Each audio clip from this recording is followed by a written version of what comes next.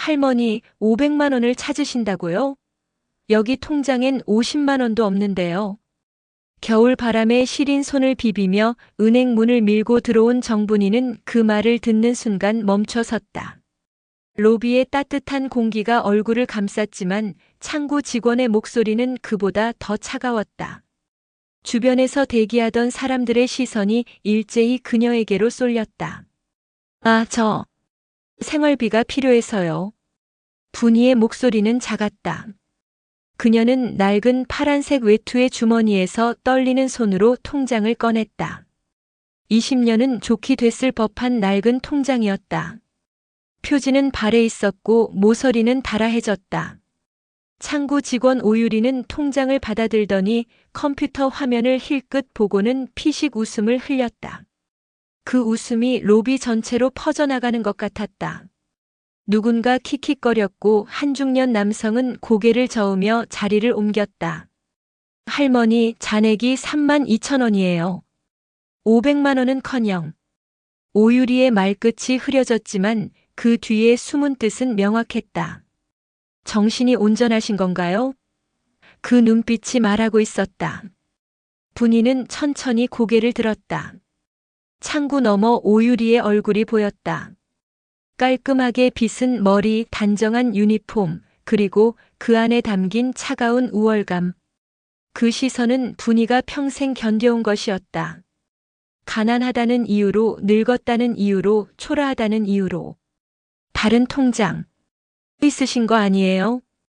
옆자리 창구 직원이 작은 목소리로 물었지만 그것조차 동정 섞인 연민처럼 들렸다. 아니요. 이게 전부예요. 분이는 침착하게 대답했다. 그러자 로비 어딘가에서 누군가 한숨을 쉬는 소리가 들렸다. 또 시간 낭비네. 그런 한숨이었다. 그때 정장을 입은 한 여성이 분이를 힐끗 보더니 휴대폰을 꺼내 각도를 맞추기 시작했다. 몰래 촬영하려는 게 분명했다. 분이는 그것까지도 보았지만 아무 말도 하지 않았다. 할머니, 구청 복지과에 가보세요. 거기서 도움 받으실 수 있을 거예요. 오유리가 통장을 돌려주며 말했다. 친절한 척하는 말투였지만 그 안엔 이제 가세요라는 메시지가 담겨 있었다.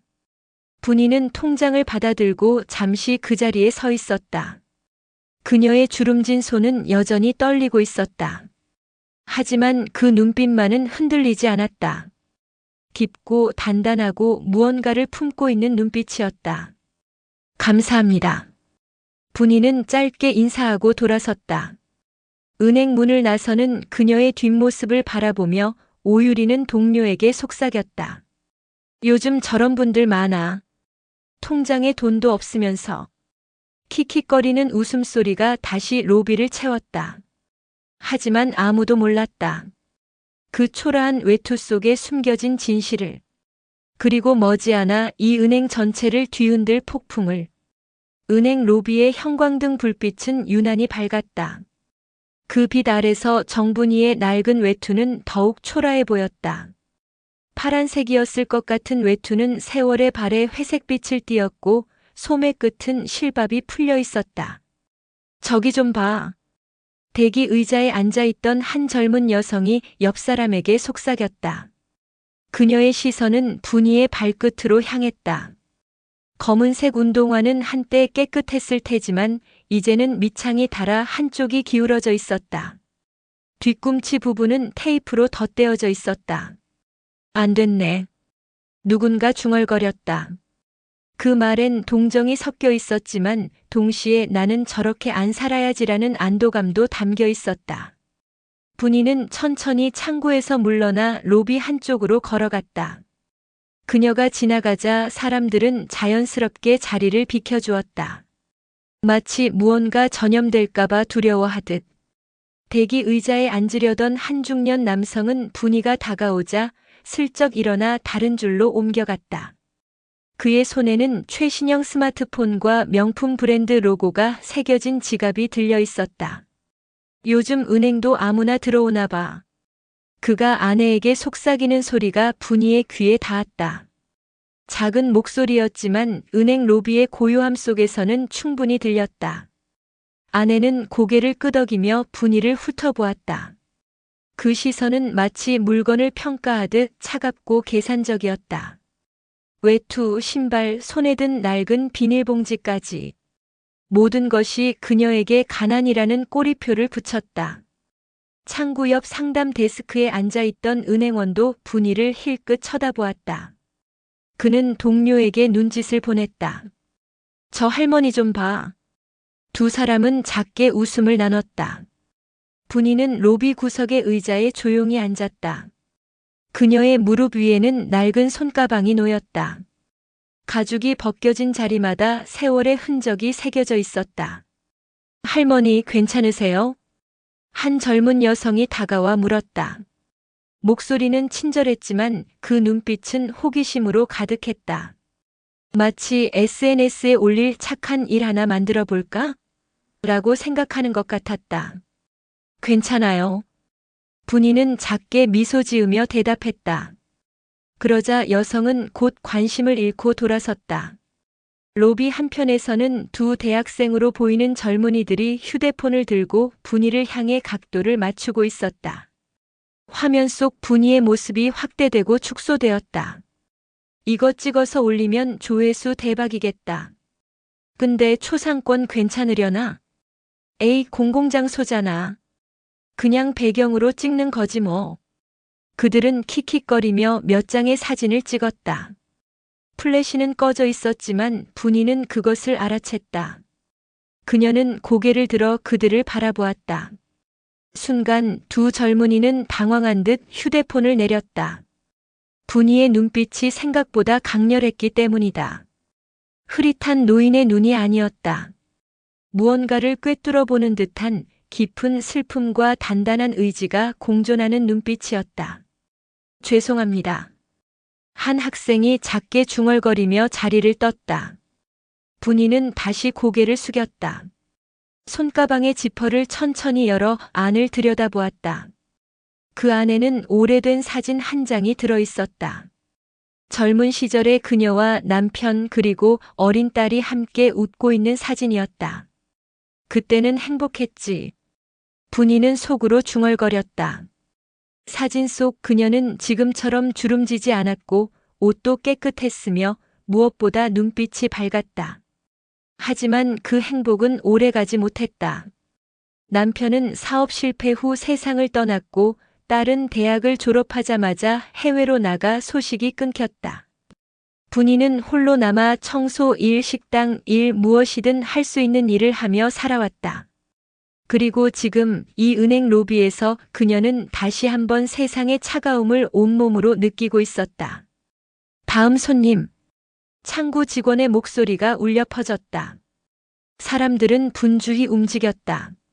하지만 아무도 분이를 돌아보지 않았다. 그녀는 천천히 일어섰다. 무릎이 시큰거렸지만 표정은 담담했다. 은행 문을 향해 걸어가는 그녀의 뒷모습을 보며 로비의 사람들은 각자의 생각에 잠겼다. 어떤 이는 동정을, 어떤 이는 무관심을, 또 어떤 이는 우월감을 느꼈다. 하지만 아무도 몰랐다. 이 초라한 노인이 곧 그들 모두의 인생을 뒤흔들 존재라는 것을. 정분이가 다시 창구 앞으로 다가갔다. 손에는 여전히 그 낡은 통장이 들려 있었다. 그녀는 한 번 더 확인하고 싶었다. 혹시 자신이 잘못 알고 있는 건 아닐까? 혹시 다른 계좌와 착각한 건 아닐까? 저기, 죄송한데요. 분이의 목소리는 조심스러웠다. 창구 직원 오유리는 고개도 들지 않고 서류를 정리하고 있었다.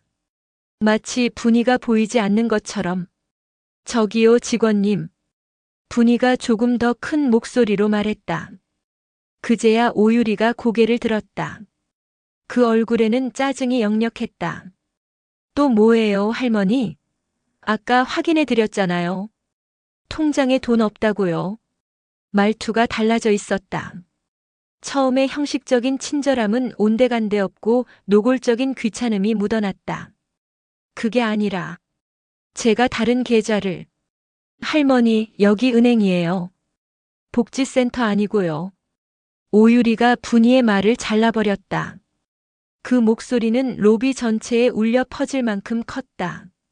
주변 사람들의 시선이 다시 한번 분이에게 쏠렸다. 생활비 필요하시면 구청 복지과 가보세요. 거기 가면 기초생활수급자 신청할 수 있어요. 오유리는 마치 어린아이에게 설명하듯 천천히 또박또박 말했다. 그 태도에는 명백한 무시가 담겨 있었다. 분이의 손이 미세하게 떨렸다. 하지만 그녀는 참았다. 수십 년간 살아오며 익힌 인내심이 발동했다. 아니요, 저는 그냥. 아이고, 할머니.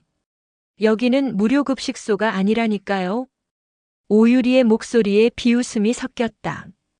옆 창구의 동료 직원이 피식 웃는 소리가 들렸다.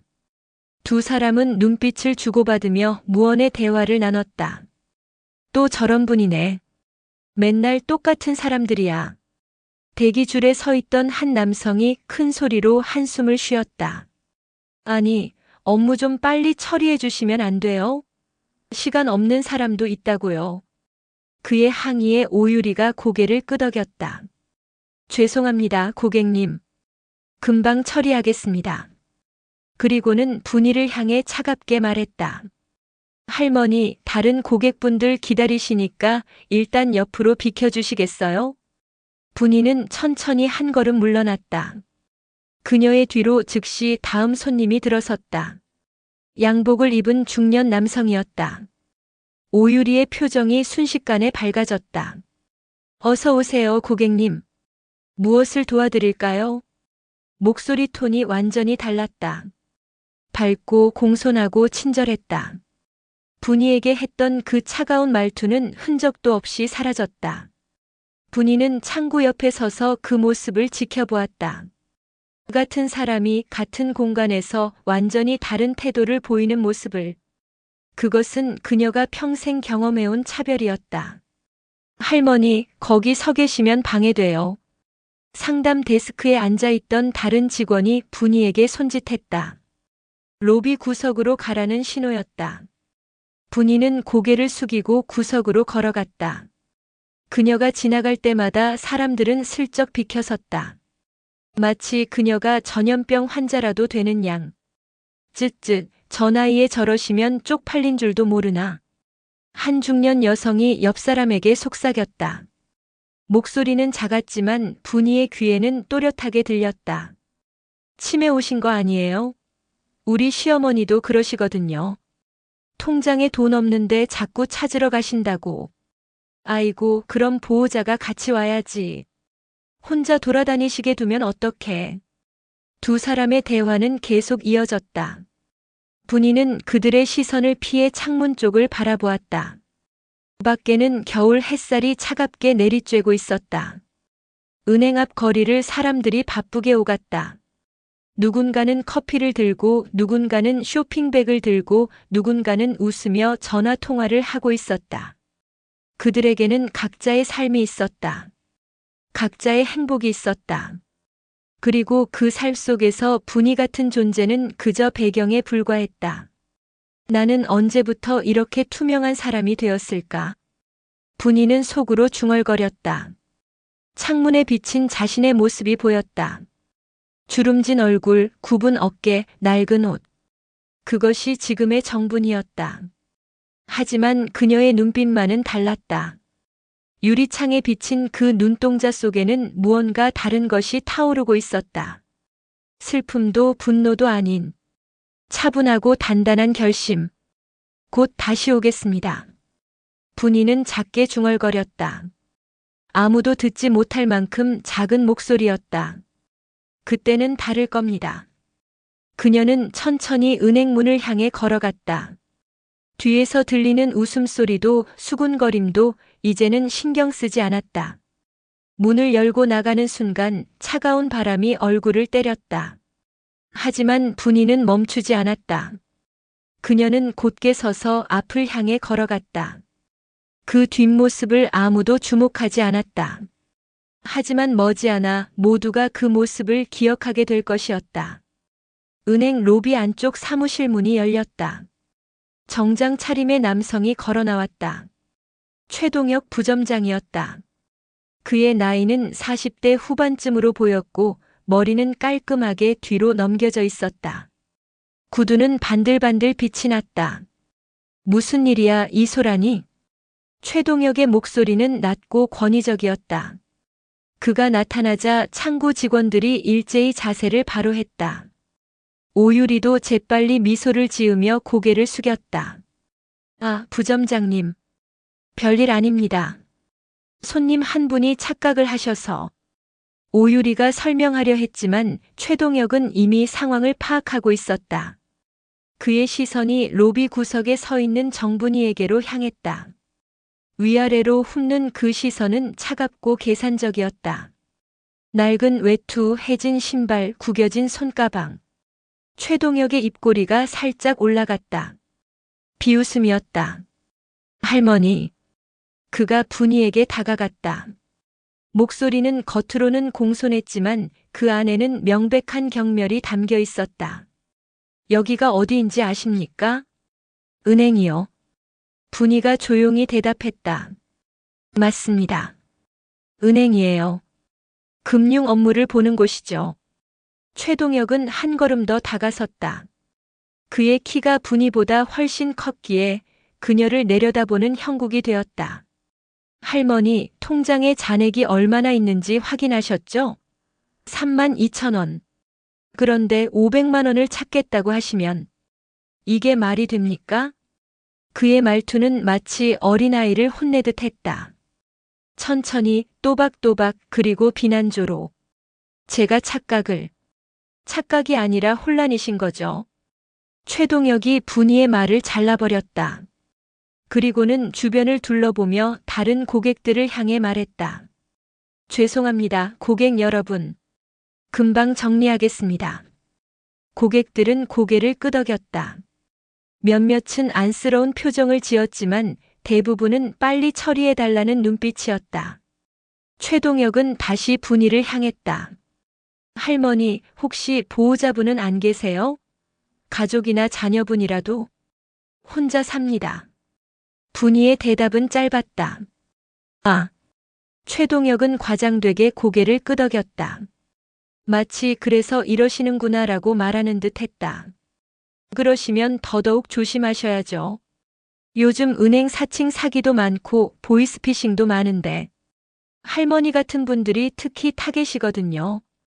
그의 말은 겉으로는 걱정하는 것처럼 들렸지만 실제로는 당신은 속기 쉬운 노인이라고 낙인 찍는 것이었다. 저는 사기당한 게 아닙니다. 분이가 또렷하게 말했다. 그녀의 목소리에는 처음으로 약간의 강인함이 실렸다. 최동혁의 눈빛이 변했다. 미세하게 하지만 확실하게. 그는 이런 반응을 좋아하지 않았다. 할머니, 지금 업무 방해하시는 거 아시죠? 목소리 톤이 차갑게 가라앉았다. 공손함의 가면이 벗겨지기 시작했다. 다른 고객분들도 계시고 직원들도 일해야 하는데 이렇게 계속 같은 이야기 반복하시면 곤란합니다. 저는 단지 뭡니까? 최동혁이 분이의 말을 또 잘라버렸다. 이제는 노골적으로 짜증이 묻어났다. 돈이 필요하시면 복지기관에 가세요. 여기는 은행이에요. 돈이 있는 사람이 거래하는 곳이라고요. 로비가 순간 조용해졌다. 너무나 직설적인 말에 사람들도 당황한 듯 했다. 하지만 아무도 나서지 않았다. 혹시 최동혁이 한숨을 쉬며 주머니에서 10,000원짜리 지폐 한 장을 꺼냈다. 이거라도 드릴까요? 식사 한 끼 하시고 집에 가세요. 응. 그는 마치 구걸하는 사람에게 시혜를 베푸는 양분이에게 돈을 내밀었다. 분이는 그 돈을 바라보았다. 그리고 천천히 고개를 들어 최동혁의 얼굴을 똑바로 쳐다보았다.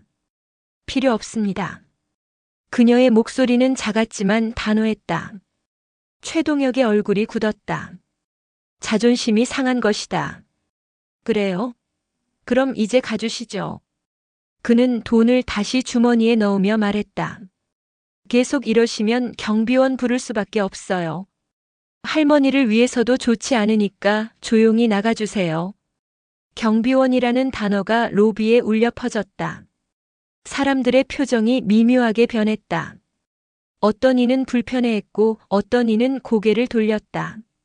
분이는 한참 동안 최동혁을 바라보았다. 그 눈빛 속에는 슬픔도 분노도 아닌 무언가 다른 감정이 담겨 있었다. 실망. 인간에 대한 깊은 실망이었다. 알겠습니다. 분이가 조용히 말했다. 가겠습니다. 하지만 그녀는 잠시 멈췄다가 천천히 입을 열었다. 곧 다시 오겠습니다. 최동혁은 코웃음을 쳤다. 네, 그러세요. 다음엔 통장 잔액 확인하고 오시고요.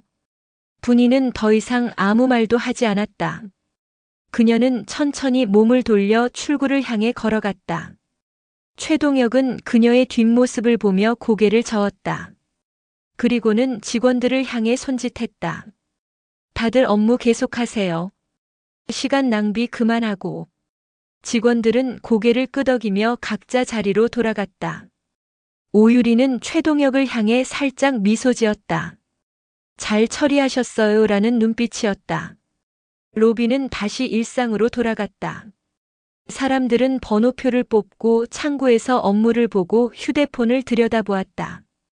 정분이라는 노인은 이미 그들의 기억에서 지워지고 있었다. 하지만 그들은 몰랐다.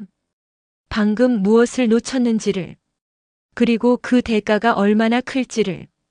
정분이는 은행 출구 앞에서 잠시 멈춰 섰다. 자동문이 열리며 차가운 바람이 안으로 밀려 들어왔다. 그녀는 천천히 몸을 돌렸다. 로비 전체가 한눈에 들어왔다. 번호표를 기다리는 사람들, 창구에서 업무를 보는 사람들, 상담 데스크에 앉아 서류를 작성하는 사람들. 그리고 저 멀리 팔짱을 낀 채 만족스러운 표정으로 서 있는 최동혁 부점장. 분이의 시선이 그에게 고정되었다. 부점장님. 분이가 말했다. 목소리는 크지 않았지만 이상하게도 로비 전체에 울려 퍼졌다. 대화하던 사람들이 멈췄고 창구 직원들이 고개를 들었다. 최동혁이 미간을 찌푸리며 분이를 바라보았다. 아직도 안 가셨어요? 한 가지만 말씀드리고 가겠습니다. 분이는 천천히 또박또박 말했다.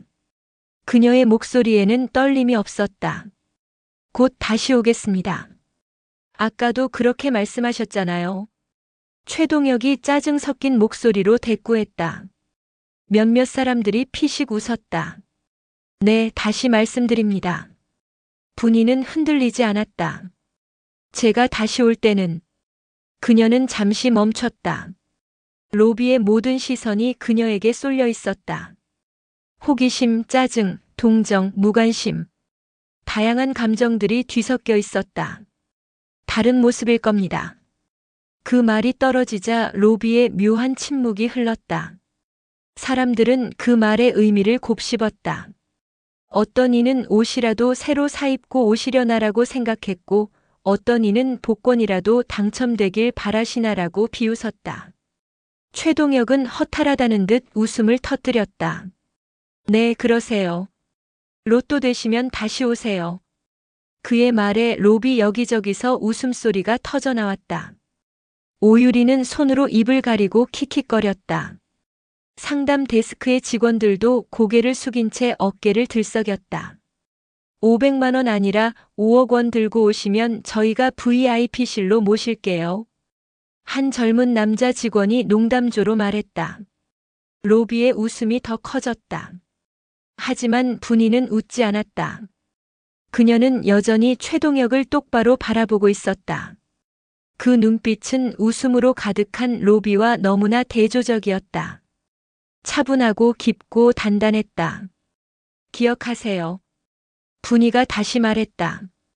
오늘 이 순간을. 최동혁의 웃음이 조금 줄어들었다. 뭔가 이상했다. 저 노인의 눈빛이, 목소리가, 태도가 그냥 무시당한 사람의 것이 아니었다. 할머니, 이제 진짜 가셔야 할 것 같은데요? 최동혁이 약간 불편한 기색으로 말했다. 가겠습니다. 분이는 고개를 끄덕였다. 그리고는 천천히 로비 전체를 한 바퀴 둘러보았다. 마치 이 장면을, 이 사람들을, 이 순간을 기억 속에 새기는 듯 했다. 창구의 오유리. 웃음을 참으려 애쓰는 다른 직원들. 불편한 표정으로 휴대폰을 만지작거리는 고객들. 그리고 팔짱을 낀 채 서 있는 최동혁. 감사합니다. 분이가 말했다. 그 말에 사람들은 어리둥절했다. 뭘 감사하다는 건지 이해할 수 없었다. 오늘 제가 많은 걸 배웠습니다. 분이는 작게 미소 지었다. 슬픈 미소였다. 사람을 겉모습으로 판단하는 게 얼마나 쉬운지, 그리고 그 판단이 얼마나 잔인할 수 있는지. 로비가 다시 조용해졌다. 이번엔 웃음이 아니라 어색함 때문이었다. 하지만 괜찮습니다. 분이가 계속 말했다. 곧 알게 되실 테니까요. 진실을. 할머니, 대체 무슨?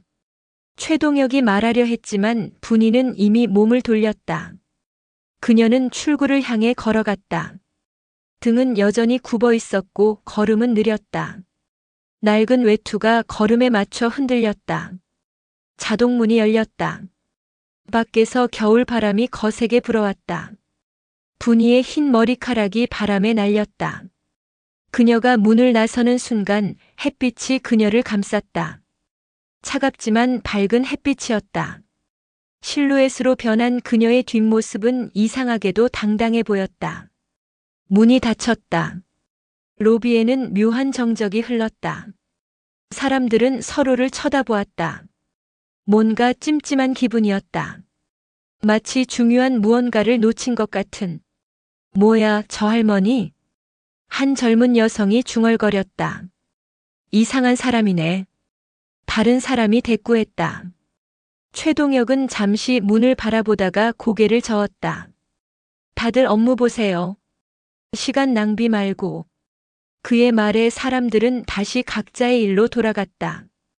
번호표가 불렸고 창구가 돌아가기 시작했다. 하지만 오유리는 창구에 앉아서도 계속 문을 쳐다보았다. 뭔가 불안했다. 저 노인의 마지막 눈빛이 머릿속에서 지워지지 않았다. 다른 모습일 겁니다. 그 말이 귓가에 맴돌았다. 오유리는 고개를 저으며 다음 손님을 맞았다. 하지만 손이 미세하게 떨리고 있었다. 창밖으로 분이의 모습이 점점 멀어져 갔다. 그녀는 횡단보도를 건너 길 저편으로 사라졌다. 그 뒷모습을 본 사람은 아무도 없었다. 아무도 모르게 역사는 조용히 움직이고 있었다. 사흘이 지났다. 그날 아침 은행 앞 도로에 검은색 제네시스 세대가 일렬로 멈춰 섰다. 차량 번호판에는 특별한 표식이 붙어 있었다. 기업 전용 차량이었다. 뭐야, 저거? 출근하던 은행 직원 하나가 멈춰 서서 차들을 바라보았다. 곧 다른 직원들도 하나둘 모여들었다. 첫 번째 차의 운전석 문이 열렸다. 검은색 정장을 입은 남성이 내렸다. 이어서 두 번째, 세 번째 차에서도 사람들이 내렸다. 모두 단정한 정장 차림이었고 손에는 고급스러운 서류 가방을 들고 있었다. 저 사람들 누구야? 재벌 비서실 같은데? 직원들이 수군거렸다. 가장 앞차의 뒷좌석 문이 열렸다. 한 남성이 허리를 굽히며 손을 내밀었다. 그 손을 잡고 천천히 차에서 내리는 사람. 정분이 할머니였다. 하지만 사흘 전의 그녀와는 완전히 달랐다. 깔끔한 베이지색 코트를 입고 있었고 머리는 단정하게 정돈되어 있었다. 손에는 명품 브랜드의 핸드백이 들려 있었다. 저 사람. 은행 입구에 서 있던 경비원이 눈을 크게 떴다. 그는 사흘 전 그 소동을 기억하고 있었다. 할머니 아니야? 그때 분이는 차에서 내려 잠시 은행 건물을 올려다보았다. 그녀의 표정은 차분했다. 양쪽으로 정장 차림의 사람들이 도열했다. 회장님 들어가시겠습니까? 한 남성이 공손하게 물었다. 그는 분이의 비서실장이었다. 잠깐만요. 분이가 손을 들어 제지했다. 그리고는 핸드백에서 무언가를 꺼냈다. 사흘 전 그 낡은 통장이었다. 이제 시작입니다. 분이는 작게 중얼거리고는 은행 입구를 향해 걸어갔다. 자동문이 열렸다. 분이가 들어서자 로비가 순간 멈춘 듯 했다. 창구에 앉아있던 오유리가 고개를 들었다. 그리고 얼어붙었다. 저 사람 분명. 저기. 오유리가 중얼거렸지만 목소리가 나오지 않았다. 분이는 천천히 로비 중앙으로 걸어 들어왔다. 그녀의 뒤로 양복 입은 사람들이 따라 들어왔다. 총 6명이었다. 로비에 있던 고객들이 하나둘 분이를 쳐다보기 시작했다. 저 할머니. 어디서 봤는데? 나도 낯익은데. 대기줄에 서 있던 사람들이 수군거렸다. 이때 안쪽 사무실 문이 열리며 최동혁 부점장이 걸어 나왔다. 그는 일상적으로 로비를 둘러보다가 분이를 발견했다. 그의 발걸음이 멈췄다. 뇌리를 스치는 기억. 사흘 전 낡은 외투를 입고 500만 원을 찾겠다던 그 노인. 저 사람.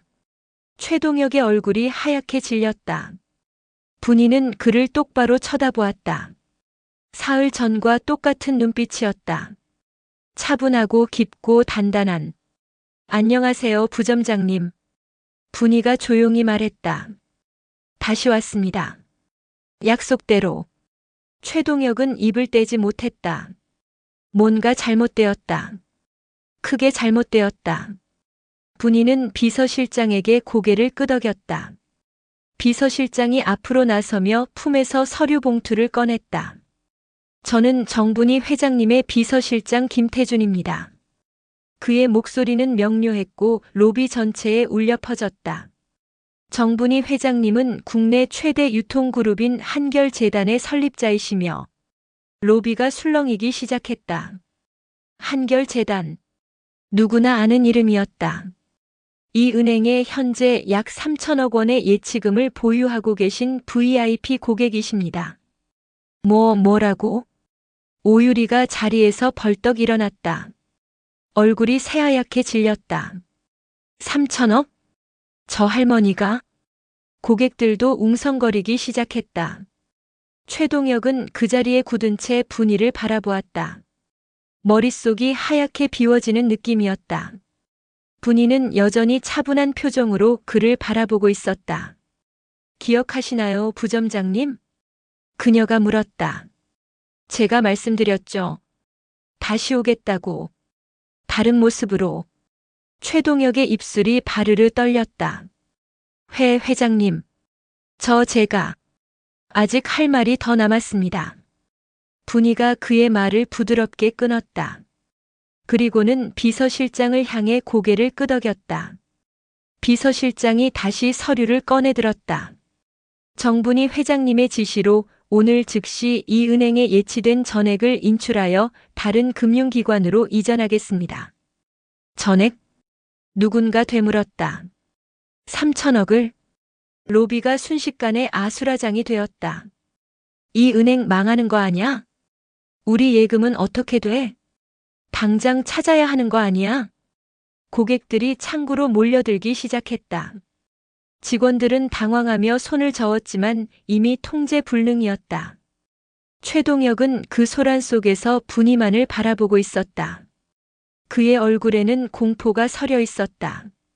분이는 조용히 미소 지었다. 이제 시작입니다. 로비는 순식간에 혼란에 빠졌다. 고객들이 창구로 몰려들었고 직원들은 전화기를 붙잡고 위층에 보고하느라 정신이 없었다. 번호표 기계 앞에는 긴 줄이 형성되었다. 제 돈도 찾아야 하는 거 맞죠? 이 은행 정말 망하는 거예요? 3천억이 빠지면 어떻게 되는 건데요? 사람들의 목소리가 점점 커졌다. 공포는 전염병처럼 퍼져나갔다. 최동혁은 분이 앞에 서서 입술을 떨고 있었다. 그의 이마에는 식은땀이 맺혀 있었다. 회장님. 잠깐만 말씀을. 부점장님. 분이가 조용히 그를 불렀다. 최동혁은 조건반사적으로 허리를 굽혔다. 사흘 전 기억하십니까? 그건 제가 500만 원을 찾겠다고 했을 때 부점장님은 뭐라고 하셨죠? 분이의 목소리는 여전히 차분했다. 하지만 그 차분함이 오히려 더 무서웠다. 경비원을 부르겠다고 하셨죠. 그리고 이게 은행이지 무료급식소가 아니라고.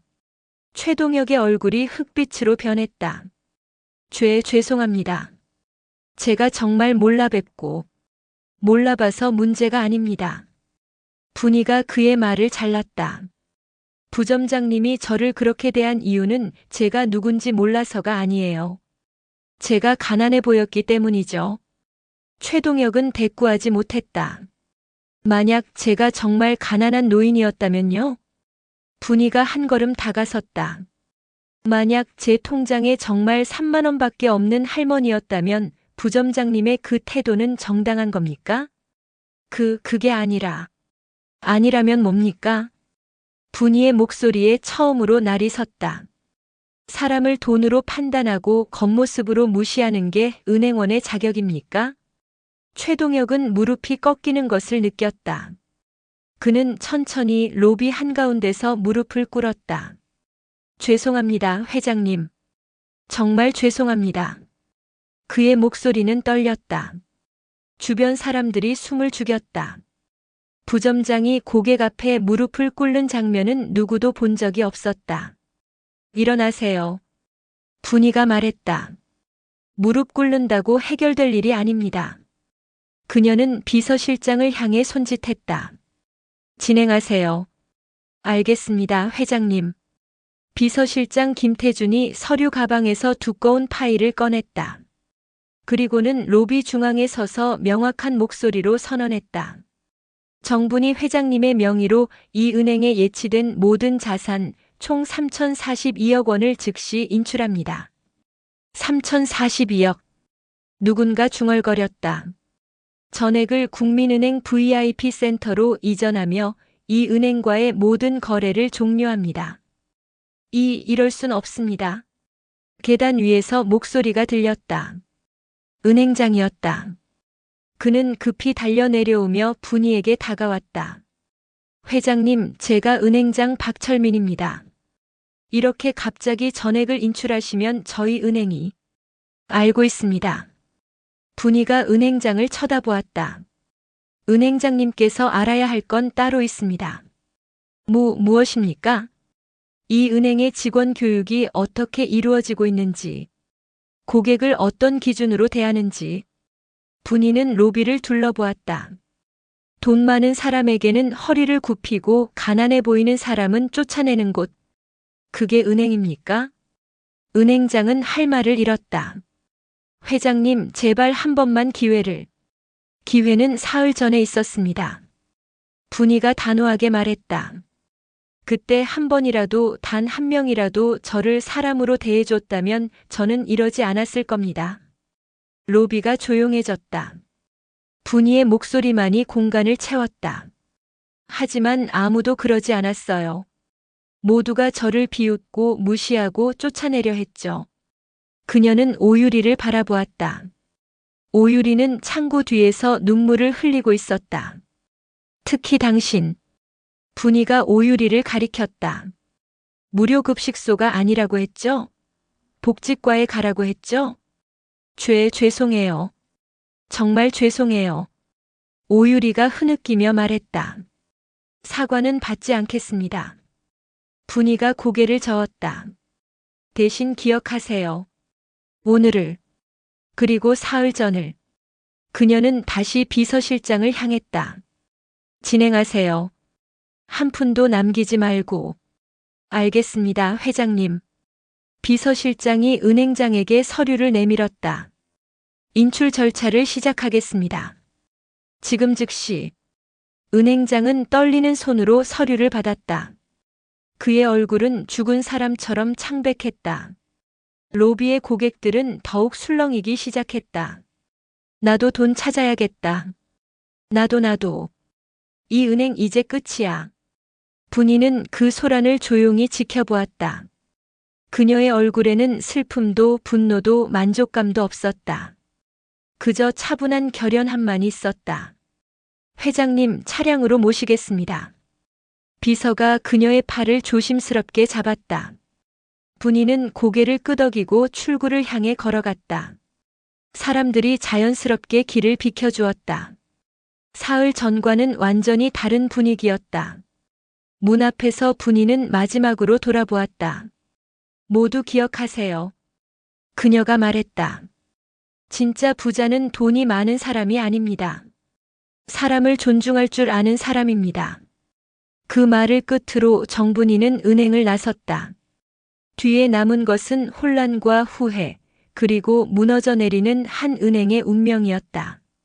정분이가 은행을 나서자 로비에 남은 사람들은 서로를 바라보았다. 믿기지 않는다는 표정들이었다. 방금 무슨 일이 벌어진 건지, 이게 현실인지 확신할 수 없었다. 진짜 3천억을 인출한다고? 저 할머니가 한결재단 회장이었어? 우리 돈은 어떻게 되는 거야? 공포와 혼란이 로비를 가득 채웠다.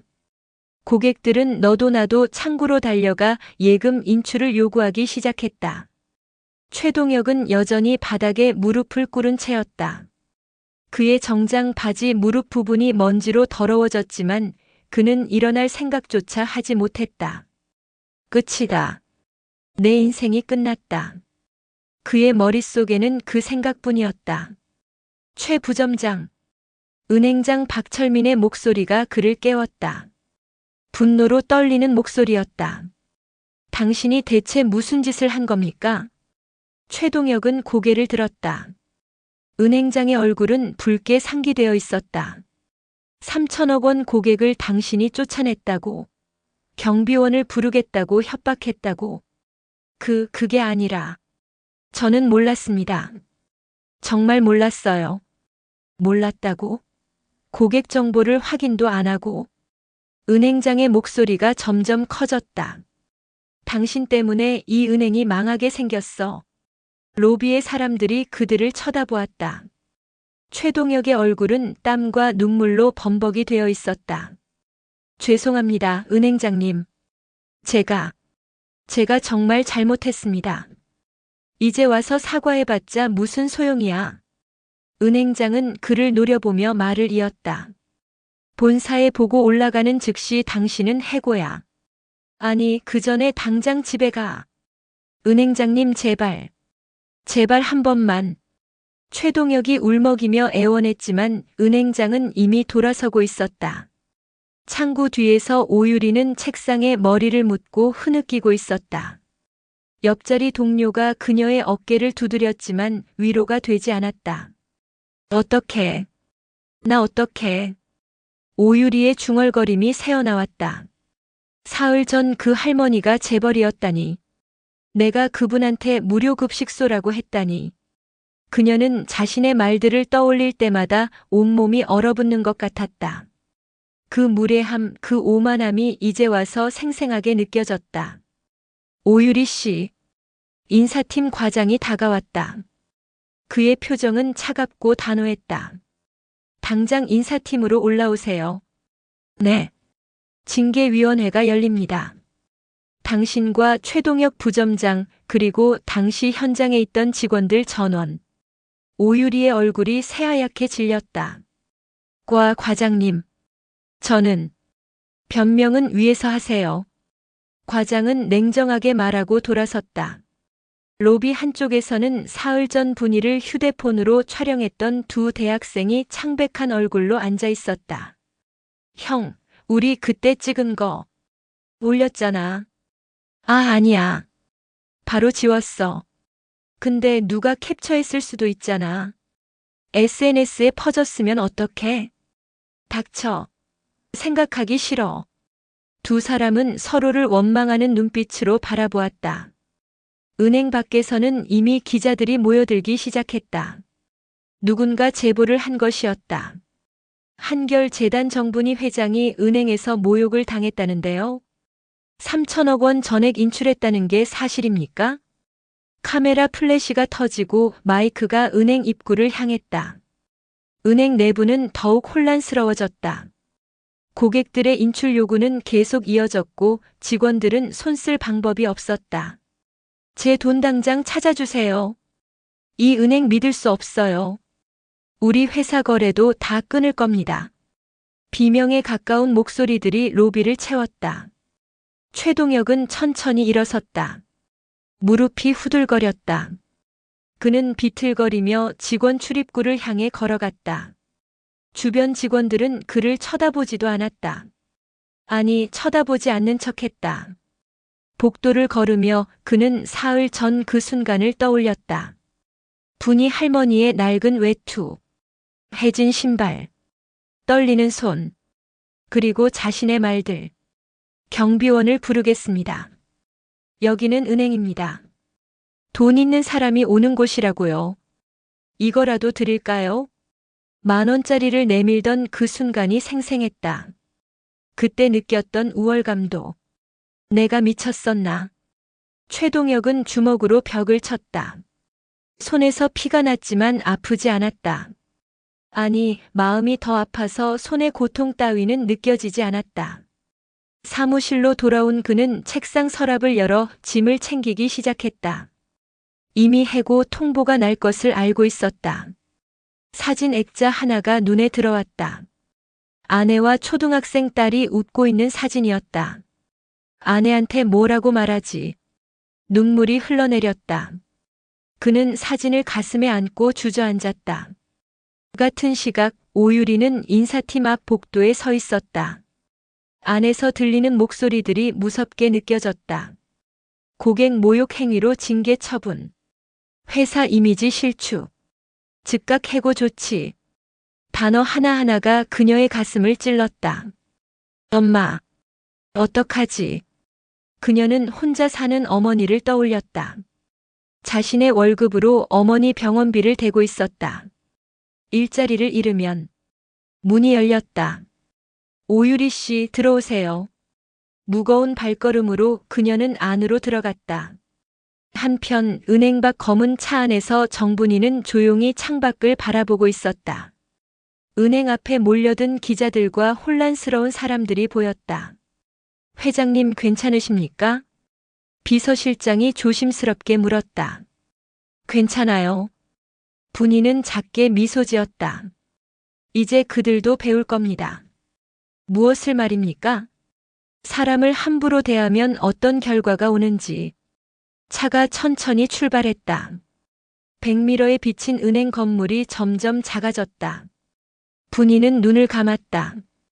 그녀의 얼굴에는 슬픔과 결연함이 공존했다. 복수가 아니었다. 교훈이었다. 일주일이 지났다. 뉴스는 연일 그 사건을 보도했다. 한결재단 회장, 은행 직원 무시로 3천억 인출, VIP 고객을 거짓 취급한 은행의 최후 뱅크런 시작, 예금자 불안 가중. 은행 앞에는 매일 아침부터 사람들이 줄을 섰다. 모두 예금을 인출하려는 사람들이었다. 공포는 눈덩이처럼 커졌다. 여보, 우리 돈 빨리 찾아야 해. 이 은행 곧 망한대. 뉴스 못 봤어? 3천억이 빠졌는데 어떻게 버티겠어? 사람들의 불안은 곧 현실이 되었다. 은행 본사 회의실. 긴급 임원회의가 열렸다. 회장을 비롯한 임원들의 얼굴은 잿빛이었다. 현재 인출액이 8천억을 넘어섰습니다. 재무이사가 떨리는 목소리로 보고했다. 지점별로 현금이 바닥나고 있고 본점도 곧. 대출 회수는 기업 고객들이 줄줄이 거래를 끊고 있습니다. 한결재단 사태 이후 신뢰도가 폭락했습니다. 회장이 책상을 쳤다. 그 멍청한 놈들 때문에 어떻게 3천억짜리 VIP를 확인도 안 하고 쫓아낼 수가 있어. 죄송합니다. 죄송하다고 해결돼? 이 은행이 100년 쌓은 신뢰가 하루아침에 무너졌어. 회의실은 무거운 침묵에 잠겼다. 인수 제안은 들어왔습니까? 부회장이 조심스럽게 물었다. KB은행에서 헐값에 인수하겠다고. 헐값이라니 얼마? 시가이 30%입니다. 임원들의 얼굴이 일그러졌다. 그것은 사실상 굴욕적인 인수합병이었다. 하지만 선택의 여지가 없었다. 며칠 후 공식 발표가 났다. 은행 KB은행의 긴급 인수 합병. 경영진 전원 퇴진. 뉴스는 이를 대서특필했다. 한때 중견은행으로 명성을 떨치던 곳의 몰락이었다. 인수 합병 과정에서 대규모 구조 조정이 단행되었다. 최동혁은 당연히 명단 맨 위에 있었다. 해고 통지서를 받은 날 그는 빈 사무실에 홀로 앉아 있었다. 책상은 이미 비워져 있었고 이름표도 떼어진 상태였다. 20년을 일했는데 그는 허공을 바라보았다. 대학 졸업 후 입사해서 지금까지 은행이 그의 전부였다. 그런데 이제 아무것도 남지 않았다. 휴대폰이 울렸다. 아내였다. 여보, 은행에서 전화 왔어. 대출 상환하라고. 당신 명의로 된 대출도 회수한대. 최동혁은 눈을 감았다. 집도 잃게 될 것이었다. 미안해. 그는 겨우 그 말만 꺼낼 수 있었다. 오유리는 더 빨리 현실을 맞닥뜨렸다. 해고 통보를 받은 다음 날부터 그녀는 일자리를 찾아다녔다. 하지만 어디를 가도 똑같은 반응이었다. 아, 오유리 씨. 그 뉴스에 나온 분이시죠? 저희는 죄송합니다만 적합하지 않은 것 같습니다.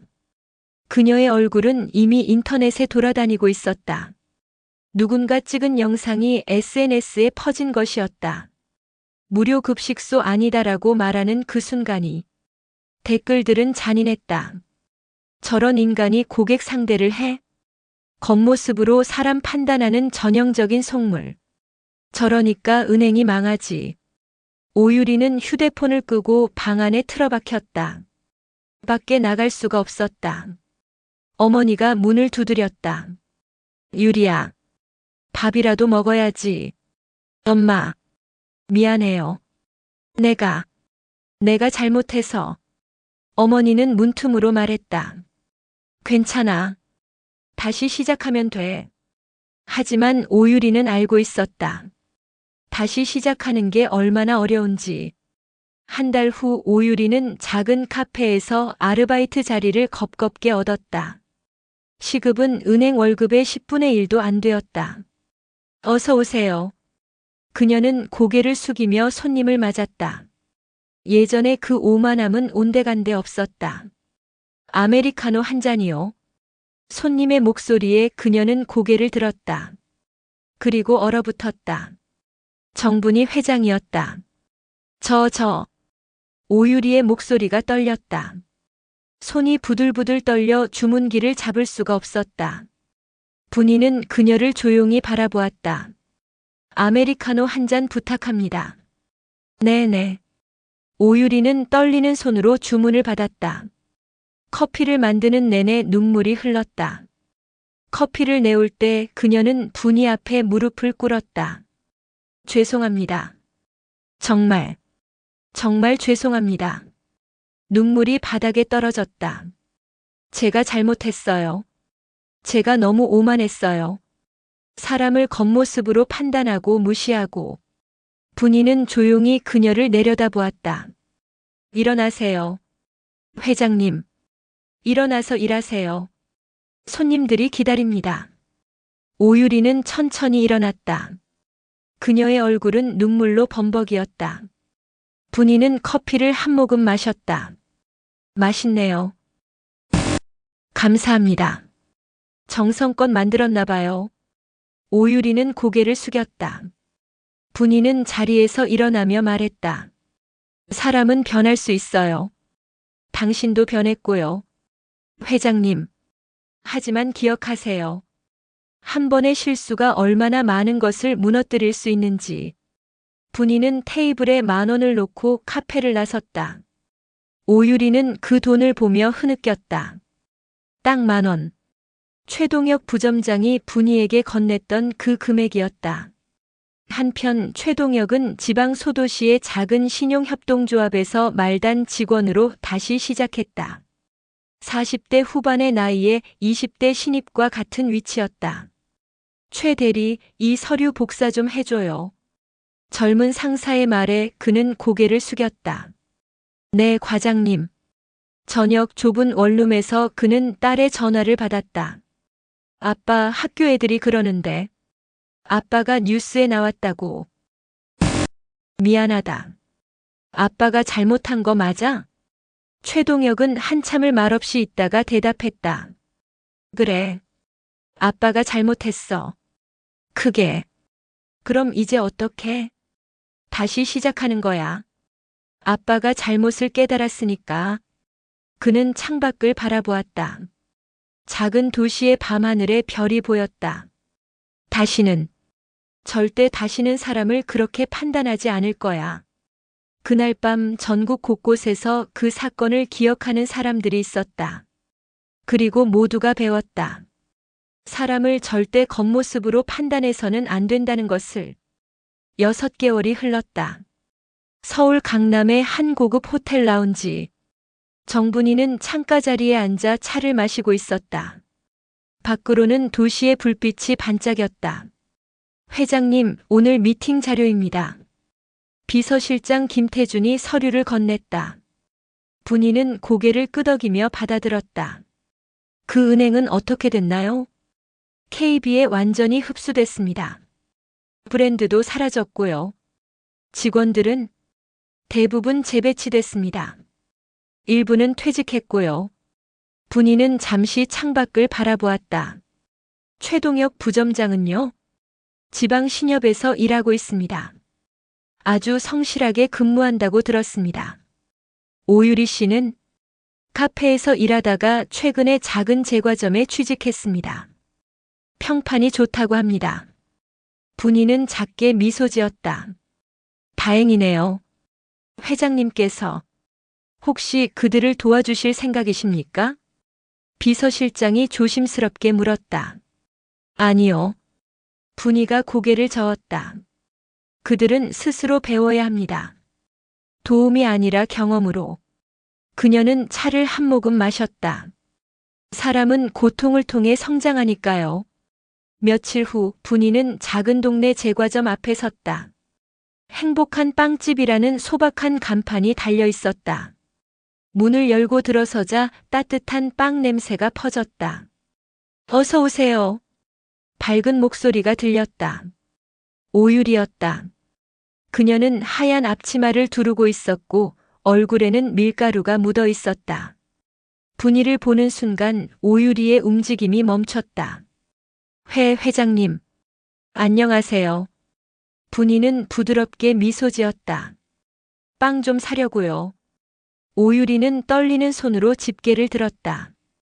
어떤 빵을 드릴까요? 주인장이 추천하는 걸로요. 고맙습니다. 오유리는 정성껏 빵을 골라 담았다. 크림빵, 단팥빵, 식빵. 하나하나 조심스럽게. 계산대에서 분이는 지갑을 꺼냈다. 얼마예요?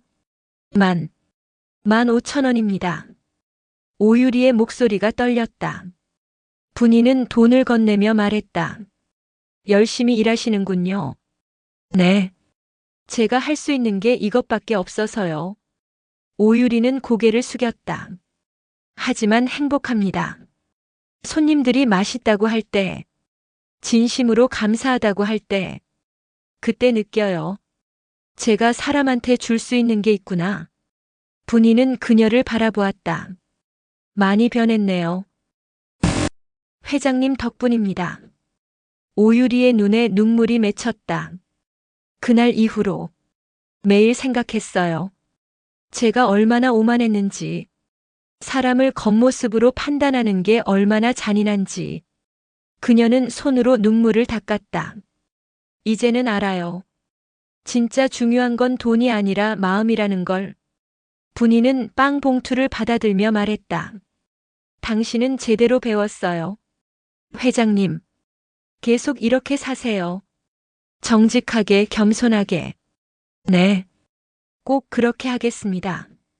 분이가 문을 열고 나가려는 순간 오유리가 불렀다. 회장님, 분이가 돌아보았다. 용서해 주셔서 정말 감사합니다. 전 용서한 적 없어요. 분이가 말했다. 다만 당신이 스스로를 용서할 기회를 준 것뿐이죠. 그 말을 남기고 분이는 제과점을 나섰다. 며칠 후 분이는 지방 소도시를 방문했다. 한결재단의 새 장학재단 설립을 위한 자리였다. 행사가 끝난 후 그녀는 우연히 작은 신용협동조합 앞을 지나게 되었다. 창문 너머로 한 남자가 보였다. 책상에 앉아 서류를 정리하고 있었다. 최동혁이었다. 그의 모습은 완전히 달라져 있었다. 머리는 많이 휘어졌고 정장은 낡았지만 깨끗했다. 무엇보다 그의 얼굴에는 겸손함이 묻어났다. 분이는 그 모습을 잠시 지켜보다가 조용히 발걸음을 옮겼다. 사람은 변할 수 있다. 그녀는 속으로 중얼거렸다. 고통을 통해서 차 안으로 돌아온 분이는 비서실장에게 말했다. 다음 달 장학재단 첫 장학생 선발할 때 가정 형편이 어려운 학생들을 우선으로 하세요. 알겠습니다, 회장님. 그리고 면접 때 한 가지 질문을 꼭 넣어주세요. 무슨 질문입니까? 당신은 어떤 기준으로 사람을 판단합니까? 라고요. 비서실장은 잠시 생각하다가 고개를 끄덕였다. 좋은 질문입니다. 차가 출발했다. 분이는 창밖을 바라보았다. 해가 지고 있었다.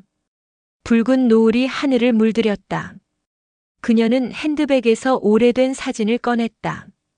젊은 시절의 자신과 남편 그리고 딸이 함께 웃고 있는 사진. 여보, 당신이 떠난 후 많은 일이 있었어요. 분이는 사진 속 남편에게 속삭이듯 말했다. 가난했지만 행복했던 때도, 부자가 됐지만 외로웠던 때도. 그리고 이제 깨달은 게 있어요. 그녀는 사진을 가슴에 안았다. 진정한 부는 돈이 아니라는 걸. 사람을 변화시킬 수 있는 힘, 그게 진짜 부라는 걸. 차는 도심을 빠져나가 고속도로로 접어들었다. 저녁 하늘은 점점 어두워지고 별들이 하나둘 모습을 드러냈다. 분이는 눈을 감았다. 그녀의 얼굴에는 평온함이 감돌았다. 복수는 아니었다. 용서도 아니었다. 그것은 교훈이었다. 세상을 향한 그리고 자신을 향한. 사람을 겉모습으로 판단하지 말 것. 돈보다 중요한 것은 마음이라는 것. 그리고 진정한 힘은 다른 이를 변화시킬 수 있는 능력에서 나온다는 것. 정분이는 그 교훈을 세상에 남겼다. 그리고 그 교훈은 오유리와 최동혁을 통해, 그들을 만난 사람들을 통해 조용히 퍼져나가고 있었다. 한 사람씩, 한 번에 하나씩. 세상은 그렇게 조금씩 변해간다.